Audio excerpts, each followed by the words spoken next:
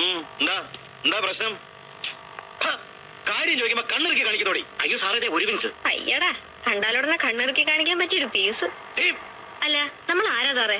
Police യൂണിഫോമിൽ പെട്രോളിന് ഇറങ്ങിയ പൂങ്കൃതി കാമനോ അതോ ഗന്ധർവനോ? വന്നേ ഒന്ന് പറഞ്ഞോട്ടെ, ഒന്ന് വരാൻ. ചുമ്മാ വരട്ടല്ലേ സാറേ. മിനിറ്റ് സാറേ, ഞാൻ ഈ പൂങ്കൃതി കാമന്റെ പേരൊന്ന് വായിച്ചോട്ടെ. തോമസ് വാഴയ്ക്ക. അയ്യേ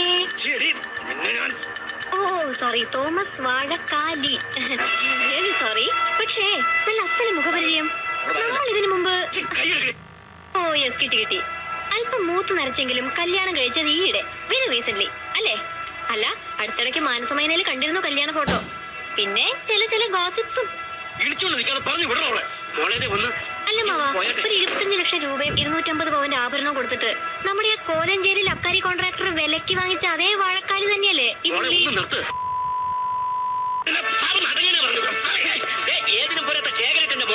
തനിക്ക് ചവിട്ടിയേ തീരൂ അല്ലേ?